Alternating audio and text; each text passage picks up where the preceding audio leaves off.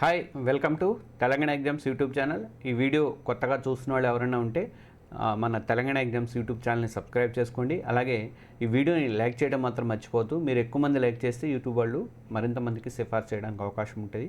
నాకు కూడా ప్రోత్సాహకరంగా ఉంటుంది కాబట్టి కంపల్సరీగా లైక్ చేయండి. మీరు మొదటి వీడియో చూసే ఉంటారు. తెలంగాణలో 2025లో మనకి నెక్స్ట్ ఇయర్లో భర్తీ చేయబడినటువంటి పోస్టులకు సంబంధించినటువంటి ప్రిపరేషన్ అవుతున్న మీ అందరికీ కూడా శుభాకాంక్షలు. టీజీపీఎస్సీతో పాటు అన్ని ఎగ్జామ్స్కి పనికొచ్చేలాగా జనరల్ స్టడీస్ కామన్ ప్రిపరేషన్గా ఏమవ్వాలి అన్నది నేను వీడియోలో ఇచ్చుకుంటూ వస్తున్నాను. మొదటి వీడియో మీరు చూసే ఉంటారని అనుకుంటున్నాను. ఇది రెండో వీడియో. ఎవరైనా ఇంకా మొదటి వీడియో చూడకపోతే దానికి సంబంధించిన లింకులు నేను కింద పెడతాను. ప్లస్ మనకి లాస్ట్లో కూడా మీకు పైన కనిపిస్తుంటుంది. మొత్తం 13 టాపిక్స్ని మనము ఈ వీడియోలలో కవర్ చేస్తాము. ఫస్ట్ వీడియోలో మొదటి 5 టాపిక్స్ చెప్పాను. తర్వాత ఇప్పుడు దీంట్లో మిగిలిన టాపిక్స్ అనేది చెప్తాను. ఇంకా ఎవరైనా మన ఛానల్ని సబ్స్క్రైబ్ చేసుకోకపోతే సబ్స్క్రైబ్ చేసుకొని వీడియోని లైక్ చేయడం మాత్రం మర్చిపోవద్దు. ఇక మనకి జనరల్ స్టడీస్లో 6th టాపిక్ ఏంటి అంటే ఇది భారత రాజ్యాంగము ముఖ్య లక్షణాలు. భారత రాజ్యాంగం టాపిక్లో రాజ్యాంగం తయారీ తర్వాత అంటే రూపకల్పన దగ్గర నుంచి కమిటీ సభ్యుల దగ్గర నుంచి రాజ్యాంగం ఆమోదం వరకు కూడా అన్ని అంశాలను మీరు తెలుసుకోవాలి. అలాగే రాజ్యాంగ పరిషత్ ఏర్పాటు, రాజ్యాంగ లక్షణాలు, ప్రవేశిక, పీఠికల మీద కూడా అవగాహన అనేది ఉండాలి. పీఠికని ఎన్నిసార్లు సవరించాలి ఇలాంటివి తెలుసుకోవాలి. అంతేకాకుండా ఇప్పటివరకు జరిగినటువంటి రాజ్యాంగ సవరణలు, కారణాలు, దాని లక్ష్యాలు, ఈ ఫలితాలు ఇలాంటివన్నీ కూడా మీరు కంపల్సరీగా విశ్లేషణ అనేది చేసుకోవాలి. ఇక రాజ్యాంగంలో పేర్కొన్నటువంటి ప్రాథమిక హక్కులు కానీ ఆదేశ సూత్రాలు కానీ ప్రాథమిక హక్కుల విధుల గురించి కూడా తప్పనిసరిగా తెలుసుకోవాల్సిన అవసరం ఉంది. వీటిని రాజ్యాంగంలో ఏ అధికరణలలో పొందుపరిచారు, వీటి స్వరూపం ఏంటి, ఇలాంటి అంశాలన్నీ కూడా మీరు ప్రిపేర్ అవ్వాలంటే రాజ్యాంగం గురించిన బేసిక్స్ అన్నీ కూడా కంపల్సరీగా మిస్ చేయకుండా అన్నీ ప్రిపేర్ అవ్వండి. ఇక 7th టాపిక్ మనకి 7th టాపిక్ వచ్చేసరికి ఇది భారతదేశ రాజకీయాలు, ప్రభుత్వ పాలన. దీనికి సంబంధించి అంటే ఇంచుమించు రాజ్యాంగము తర్వాత ప్రభుత్వం పాలిటీకి సంబంధించి ఇది పబ్లిక్ అడ్మినిస్ట్రేషన్ పాలిటీకి సంబంధించినవి ఉంటాయి. ఇక ప్రభుత్వ వ్యవస్థకు సంబంధించి పార్లమెంటరీ వ్యవస్థ కానీ కేంద్ర ప్రభుత్వము అలాగే ప్రధానమంత్రి, రాష్ట్రపతి, పార్లమెంట్ అధికారాలు, విధులు, తర్వాత పార్లమెంట్లో పరిభాషిక పదాలు ఉంటాయి. అవి గిలిటన్ అంటే ఏంటి, ప్రోరోగ్ అంటే ఏంటి, ఇట్లాంటివి. తర్వాత రాష్ట్ర గవర్నరు, ముఖ్యమంత్రి, క్యాబినెట్, వాళ్ళ శాసనసభ అధికారాలు, విధులు, వీటి మీద అవగాహన అనేది పెంచుకోవాలి. ఇక న్యాయ వ్యవస్థ, కార్యనిర్వాహక వ్యవస్థలు, ఈ రెండింటి మధ్య న్యాయ వ్యవస్థలో కార్యనిర్వాహక జోక్యం జరుగుతుందని చెప్పేసి అంటున్నారు. దానికి సంబంధించి అలాగే సుప్రీంకోర్టు, హైకోర్టు న్యాయమూర్తుల నియామకాలు, జవాబుదారీతనము, ఇవన్నీ కూడా మీరు తెలుసుకోవాల్సిన అవసరం ఉంటుంది. కేంద్ర రాష్ట్ర ప్రభుత్వాల అధ్యయనం కూడా చాలా అవసరము. ముఖ్యంగా ప్రాంతీయ పార్టీలు పెరుగుతుండటంతో జాతీయ స్థాయిలో ప్రభావం చూపించే పరిస్థితులు ఉన్నాయి కాబట్టి అవన్నీ కూడా తెలుసుకోవాలి. ఇలాంటి పరిస్థితులు కేంద్ర రాష్ట్ర ప్రభుత్వాల మీద ఎలాంటి ప్రభావం చూపిస్తున్నాయి అన్నది మీరు అధ్యయనం చేయాల్సి ఉంటుంది. ఇక పాలిటీలో దృష్టి పెట్టాల్సిన మరో ముఖ్యమైనటువంటి అంశం ఏంటంటే 73, 74 రాజ్యాంగ సవరణలు, స్థానిక సుపరిపాలనకు సంబంధించినటువంటి పంచాయతీరాజు, మున్సిపాలిటీల వ్యవస్థకు సంబంధించినటువంటి క్వశ్చన్స్ కంపల్సరీగా ప్రతి ఎగ్జామ్లో కూడా ఉంటాయి. ఇవి గ్రూప్ 2, 1, 3లతో పాటు ముఖ్యంగా జేఆర్ఓ లేదంటే ఇతర ఎగ్జామ్స్కి కూడా కంపల్సరీగా పనికొస్తాయి. ఇక మరి రిఫరెన్స్ బుక్స్ ఏంటి అంటే ఈ పాలిటీకి సంబంధించి తర్వాత అడ్మినిస్ట్రేషన్కి సంబంధించి ఈ రెండింటికి సంబంధించి నేను ఒకే రిఫరెన్స్ బుక్లు అనేవి చెప్తున్నాను. ఇది భారత రాజ్యాంగంతో పాటు ప్రభుత్వ పాలన, రాజకీయాలు, ఈ 2 టాపిక్స్కి రిఫరెన్స్ బుక్ ఒకటే ఉంటుంది. పాలిటీలో యూపీఎస్సీ నుంచి స్టేట్ కమిషన్స్ దాకా కూడా ప్రతి వాళ్ళు కూడా లక్ష్మీకాంత్ బుక్ని బాగా యూపీఎస్సీ సివిల్స్ వాళ్ళు కూడా అదే ప్రిపేర్ అవుతారు. చాలా బాగుంటుంది బుక్ ఇది బోల్డ్ అనే ఎడిషన్లో వచ్చినప్పుడు 17, 18 ఎడిషన్ నడుస్తున్నట్టుంది నేను అనుకోవడం, ఇంకా ఎక్కువ ఉందో మరి. ఆ బుక్ కొనుక్కోండి. దానికి సంబంధించిన ఈ పుస్తకాలకు సంబంధించిన లింక్స్ అన్నీ కూడా నేను రేపు ఆర్టికల్ని మన తెలంగాణ ఎగ్జామ్స్ వెబ్సైట్లో పెడతాను. ఆ వెబ్సైట్లోనే లింకులు పెడతాను. ఆ లింకుల ప్రకారం మీరు అమెజాన్లో వాటిని కొనుగోలు చేయొచ్చు. ఇక జీబీకే పబ్లికేషన్స్, మీ అందరికీ తెలిసిందే. జీబీకే పబ్లికేషన్స్ బి కృష్ణారెడ్డి గారి బుక్ చాలా బాగుంటుంది. అసలు ఎవరైనా బుక్స్ రాయదలుచుకుంటే ఆ విధంగా బుక్ ప్రింట్ తెలుసుకుంటే ఆ విధంగా ఉండాలని చెప్పి నేను ఎప్పుడు అనుకుంటా. ఎందుకంటే పాయింట్ వైజ్గా మంచిగా ఉంటుంది. లాస్ట్కి వచ్చేసరికి ప్రీవియస్ క్వశ్చన్స్ ఎలా వచ్చినాయని వస్తుంది, తర్వాత రాబోయే క్వశ్చన్స్ ఇన్ ఫ్యూచర్లో ఎలా వచ్చే అవకాశం ఉంటుంది, యూపీఎస్సీలో ఎలా వచ్చినాయి, అట్లా మంచిగా సాగ్రిగేషన్ చేసి రాస్తారు. కాబట్టి బి కృష్ణారెడ్డి గారి బుక్ కూడా బాగుంటుంది. ఇదే లక్ష్మీకాంత్ బుక్ కూడా సేమ్ అట్లనే ఉంటుందన్నమాట. ఇక G Prabhakar Reddy sir book కూడా చాలా బాగుంది, అదైనా కొనుక్కోవచ్చు. ఈ మూడింట్లో ఏదైనా ఒకటే కొనుక్కోండి, 3 కొనాల్సిన అవసరం అయితే లేదు. ఈ మూడింటి లింకులు కూడా నేను తెలంగాణ ఎగ్జామ్స్ వెబ్సైట్లో పెడతాను. ఇక నెక్స్ట్ క్వశ్చన్, నెక్స్ట్ ఇది 8 ఆ భారతదేశ ఆధునిక చరిత్ర స్వాతంత్ర ఉద్యమం మీద ఫోకస్ చేయాలి. భారతదేశ చరిత్రలో రాజకీయ అంశాల కన్నా కూడా సంస్కృతి, వారసత్వం, కళల మీద ఎక్కువ ఫోకస్ అనేది ఉంటుంది. జనరల్ స్టడీస్లో మిగిలిన సబ్జెక్టులతో పోలిస్తే హిస్టరీ పరిధి కూడా ఎక్కువగానే ఉంటుంది. అయినా చదవడానికి ఆసక్తికరంగా ఉంటుంది, తేలిగ్గా కూడా ఉంటుందని నేను భావిస్తున్నాను. కీలక అంశాల మీద ఎక్కువ దృష్టి పెట్టాల్సి ఉంటుంది. చరిత్రలో ఎక్కువగా సాంస్కృతిక అంశాలు, వారసత్వం మీద మీరు ఫోకస్ చేయాలి. సింధు నాగరికత నుంచి ఆధునిక సిలికాన్ నాగరికత వరకు కూడా మన సంస్కృతికి సంబంధించినటువంటి కళలు కానీ, మతాలు, వాస్తు, శిల్పము, నాట్యము, నాటకాలు, సాహిత్యము, భాష, ఇలా ప్రతి దాంట్లో కూడా మన వారసత్వం మీద దృష్టి పెట్టాలి. అయితే ఈ మధ్యకాలంలో రాజ్యాలు, వారి కాలంలో రాజధానులు లాంటి ప్రశ్నలు కూడా అడుగుతున్నారు కనుక కాలక్రమంలో రాయమని అడిగే అవకాశాలు కూడా వస్తున్నాయి కాబట్టి అలాంటివి కూడా మీరు చూసుకోవాల్సి ఉంటుంది. ఇది కాకుండా భారత స్వాతంత్ర ఉద్యమం, జాతీయోద్యమం మీద ఎక్కువగా ఫోకస్ అనేది చేయాల్సి ఉంటుంది. స్వాతంత్ర ఉద్యమం మీద ఫోకస్ చేయాల్సి ఉంటుంది. అంటే ఏ ఉద్యమం ఎప్పుడు స్టార్ట్ జరిగింది, ఏ యాజిటేషన్ ఎప్పుడు తీసుకున్నారు, వాటి కాలక్రమంలో అడిగే అవకాశాలు కూడా ఉన్నాయి. అలాగే జతపరచటాలు కూడా ఎక్కువగా వస్తున్నాయి. అందుకే స్వాతంత్ర ఉద్యమం మీద కూడా క్వశ్చన్స్ ఎక్కువ వచ్చే అవకాశాలు ఉన్నాయి. ఈ మధ్యకాలంలో ఏవైనా సరే డేస్ లేదంటే 75 ఏళ్ళు పూర్తి చేసుకునే అట్లాంటివి ఏమైనా ఉన్నాయను, ఆ సంఘటనలు ఏమైనా ఉన్నాయను, ఆ సంఘటనలకు పూర్వాపారాలు తెలుసుకోవాల్సిన అవసరం ఉంది. క్విట్ ఇండియా మూవ్మెంటో లేకపోతే కోడ్ వాటన్నిటికీ అప్పుడు ఏం జరిగింది అనేది కంపల్సరీగా తెలుసుకోవాల్సిన అవసరం ఉంటుంది. అంటే కరెంట్ అఫైర్స్ విత్ హిస్టరీ అనమాట. అలా ప్లానింగ్ అనేది చేసుకోండి. ఇక మరి బుక్స్ ఏముంటాయి ఆధునిక చరిత్ర అంటే హిస్టరీకి, ఇండియన్ హిస్టరీకి సంబంధించి బుక్స్ ఏమున్నాయంటే భారతదేశ చరిత్ర పేరుతో అబ్దుల్ కరీం సార్ రాసిన బుక్ ఒకటి బాగానే ఉంది. ఆ తర్వాత సేనయ్య సార్ బుక్ కూడా చాలా బాగుంటుంది. విన్నర్ పబ్లికేషన్ నుంచి వచ్చింది ఈ సేనయ్య సార్ బుక్, ఇది కూడా సూపర్గా ఉంటుంది. ఈ బుక్ రిఫరెన్స్లన్నీ కూడా నేను దాంట్లో మెన్షన్ చేస్తాను, ఒకసారి మీరు వెబ్సైట్లో చూడండి. ఇంకా నైన్త్ టాపిక్ తెలంగాణ చరిత్ర ప్రత్యేక రాష్ట్ర ఉద్యమము. ఇది టీజీపీఎస్సీ గ్రూప్స్ ఎగ్జామ్స్లో ముఖ్యంగా తెలంగాణ అంశాలకు ఎక్కువ ప్రాధాన్యత ఉంటుంది, మీ అందరికీ తెలుసు. అందులో భాగంగానే తెలంగాణ చరిత్ర కానీ, తెలంగాణ ప్రత్యేక రాష్ట్ర ఉద్యమం కానీ, కళలు కానీ, ఈ 3 అంశాల మీద ఎక్కువగా ప్రయారిటీ అనేది ఇస్తారు. మనకు గ్రూప్ 1, 2, 3లో తెలంగాణ ఉద్యమం అనేది ప్రత్యేకంగా పేపర్లు ఉన్నాయి కాబట్టి నేను జనరల్ స్టడీస్లో దాని కవరేజ్ అనేది ఉండదు మూమెంట్కి సంబంధించి. కానీ తెలంగాణ చరిత్ర అనేది అన్ని ఎగ్జామ్స్లో, తెలంగాణ సాహిత్యం కానీ, తెలంగాణ చరిత్ర కానీ అన్ని ఎగ్జామ్స్లో జనరల్ స్టడీస్లో కవర్ అవుతుంటుంది. ముందుగా మనం తెలంగాణ చరిత్రకు సంబంధించి ఎలా ప్రిపేర్ అవ్వాలనేది ఒకసారి చూద్దాము. తెలంగాణ చరిత్రకు వచ్చేసరికి ప్రాచీన తెలంగాణ చరిత్ర నుంచి అంటే తెలంగాణ, తెలుగు ఇట్లాంటి శబ్దాలు పుట్టినాయి. వాటి చారిత్రక శాసనాల ఆధారాల దగ్గర నుంచి శాతవాహనులు, అసఫ్జాహీల దాకా కూడా ప్రతిదీ పాఠం కూడా చాలా ఇంపార్టెంట్. అయితే తెలంగాణని పరిపాలించినటువంటి రాజుల కాలంలో ఎక్కువగా సాంఘిక, సాంస్కృతిక, వారసత్వము, కళలు, సాహిత్యము ఇలాంటి అంశాల మీదే మీరు ఎక్కువగా దృష్టి పెట్టండి. మన పండగలు కానీ, వాళ్ళ పండగలు కానీ, మొహరం పండుగ ఇట్లాంటివన్నీ, కుతుబ్ షాహీల కాలంలో జరిగిన పండుగలు కానీ ఇలాంటివన్నీ దృష్టి పెట్టండి. అలాగే కాలక్రమంలో అమర్చడం అనేది కంపల్సరీగా వస్తుంది కాబట్టి మీరు థియరీ చదువుకుంటేనే ఇవన్నీ గుర్తుండిపోతాయి. 3000 క్వశ్చన్లు, 5000 క్వశ్చన్ బ్యాంకులు చదివితే గుర్తుండవు. ఎట్టి పరిస్థితుల్లో వాటి మీద ఆధారపడవద్దు. ఫలానా రాజు రాసిన శాసనం ఏంటి, ఏ రాజులు కాలంలో ఏ శాసనాలు వేశారు, ఏ నాణ్యాలు ఎవరు వేశారు, కాకతీయుల కాలంలో తవ్వించినటువంటి చెరువులు ఏంటి, కాలువలు ఏంటి, ఇలాంటి అంశాలన్నీ కూడా గుర్తుపెట్టుకోవాలి, లోతుగా అధ్యయనం చేయాలి. చెప్పా కదా, తెలంగాణ చరిత్రకు సంబంధించి 2000 ప్రశ్నలు, 3000 ప్రశ్నలు లాంటి బుక్లు చదవద్దు ముందే. అసలు చరిత్ర గురించి థియరీ చదువుకున్నాకే అలాంటి ప్రాక్టీస్ చేసుకుంటే పనికి వస్తాయి. ఆ తర్వాతే బిట్స్ అనేవి ప్రాక్టీస్ చేసుకోండి. థియరీ చదవకుండా బిట్స్ మీద ఆధారపడి బిట్స్ ఒక్కటే ప్రాక్టీస్ చేసుకుంటే మీరు సక్సెస్ అనేది కాలేరు. రిఫరెన్స్ బుక్స్ ఏంటి, ఏది తెలంగాణ చరిత్రకు సంబంధించినటువంటి రిఫరెన్స్ బుక్స్ ఏంటి?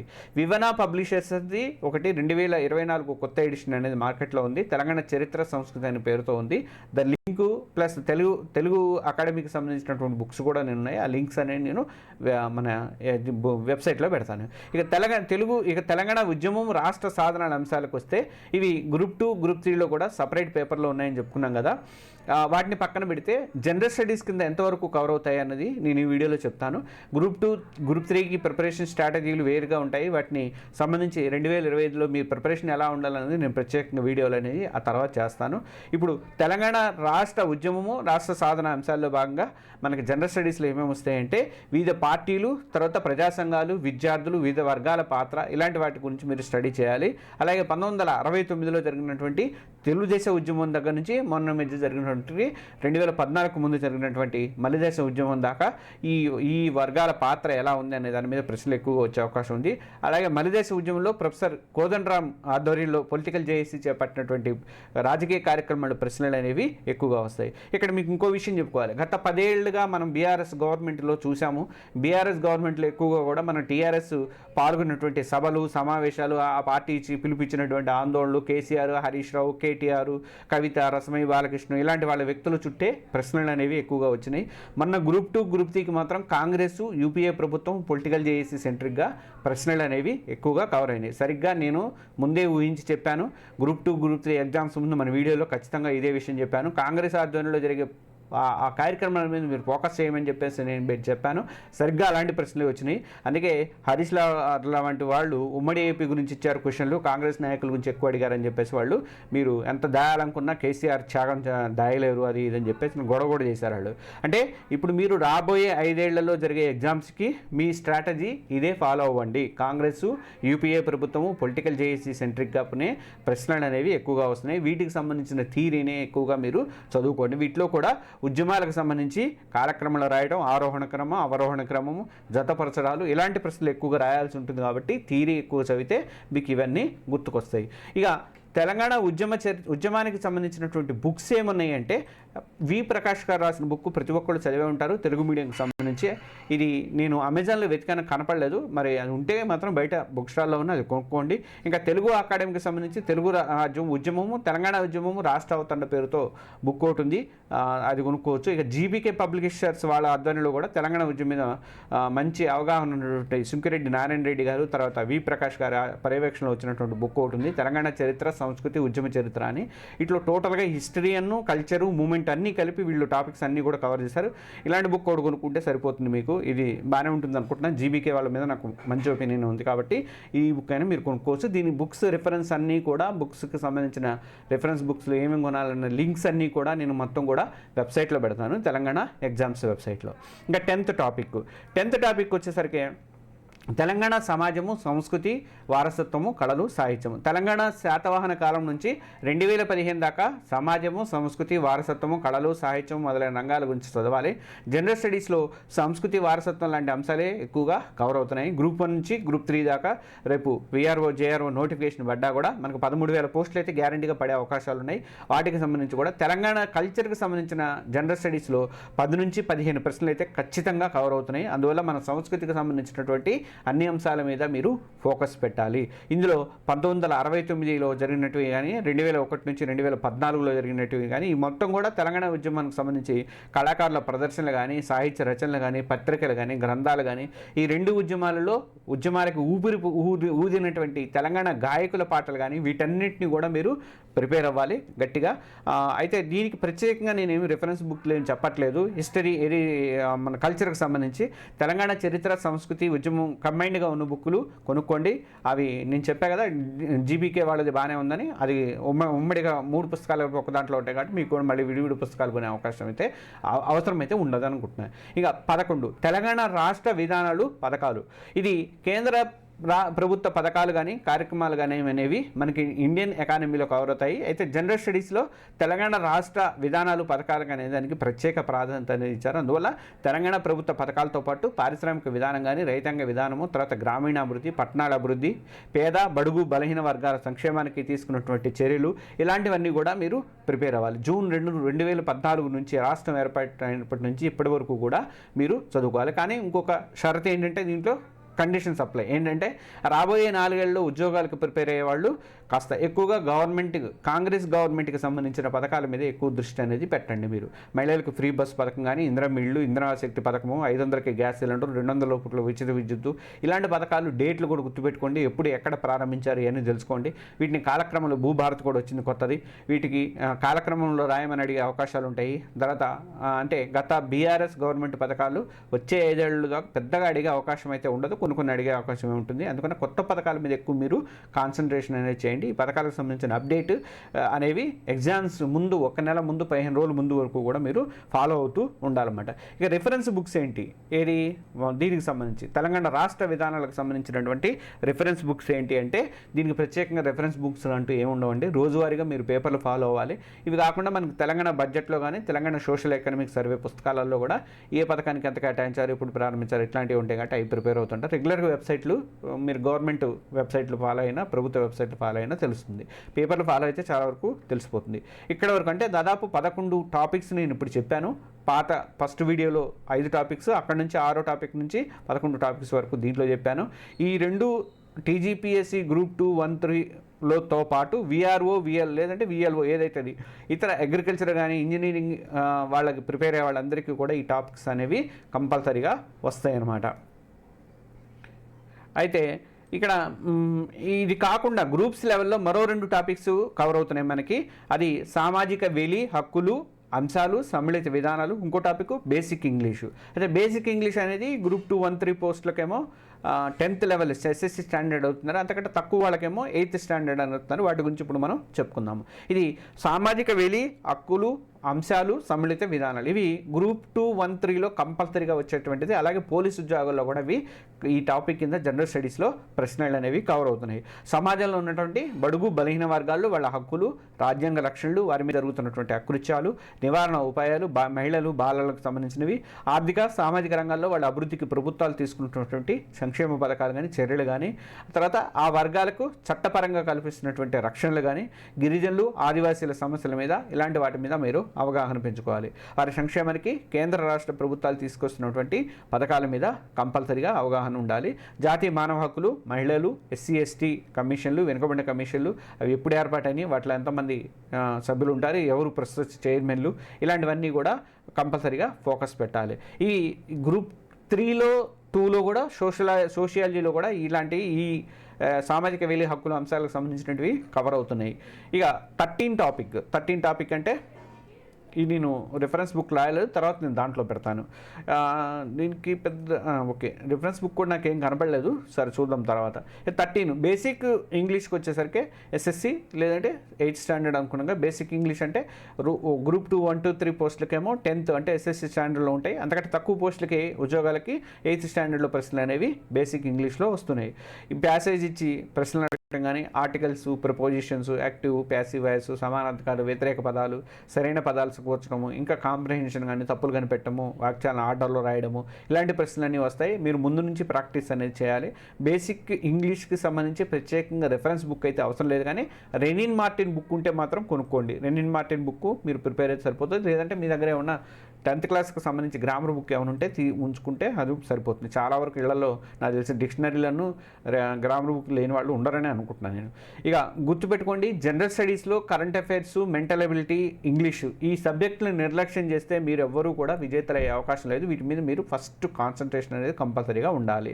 అందుకే ముందు నుంచి ఈ 3 అంశాలను కూడా మీరు నెగ్లెక్ట్ చేయొద్దు. ప్రతిరోజు ఇంగ్లీష్ ప్రాక్టీస్ అనేది ఉండాలి, ప్రతిరోజు మెంటల్ ఎబిలిటీ ప్రాక్టీస్ అనేది ఉండాలి, English subject plus current affairs కూడా ప్రతిరోజు ప్రాక్టీస్ అనేది ఉండాలి. వీటి చుట్టూ ఈ సెంటర్గానే మనకు మొత్తం 150 క్వశ్చన్లకు సంబంధించి నడుస్తూ ఉంటాయి. సెక్రటరియట్ ఎబిలిటీస్లో రీజనింగ్, మెంటల్ ఎబిలిటీ మీద టాపిక్ ఏం కవర్ అనేది నేను ఇంకొక వీడియోలో వివరిస్తాను. ఈ 2 వీడియోలని మీరు ఎవరైనా చూడకపోతే కంపల్సరీగా మొదటి వీడియో కూడా చూడండి. దాని లింక్ నేను కింద పెడతాను. తర్వాత లాస్ట్లో మీకు దీంట్లో కూడా వస్తుంది అనమాట. కంపల్సరీగా ప్రిపేర్ అవ్వండి. 2025కు సంబంధించినటువంటి మొన్న ఒక వీడియో కూడా ఇచ్చాను. 13,000 ఉద్యోగాలకైతే జాతర రెడీ అవుతుంది కాబట్టి మీరందరూ పుస్తకాలు పక్కన పడేసి చేయకుండా కంపల్సరీగా ప్రిపరేషన్లో అయితే మీరు కంపల్సరీగా ఉండండి. మీకు డెఫినెట్గా న్యాయం అనేది జరుగుతుంది. అలాగే నేను ఆ వీడియోలో చెప్పినటువంటి 2 శుభవార్తలు త్వరలో నెరవేరుతాయని అనుకుంటున్నాను. మీ అందరికీ కూడా అడ్వాన్స్డ్గా హ్యాపీ న్యూ ఇయర్. మళ్ళీ మనం ఇంకొక వీడియోలో కలుద్దాం. Thank you.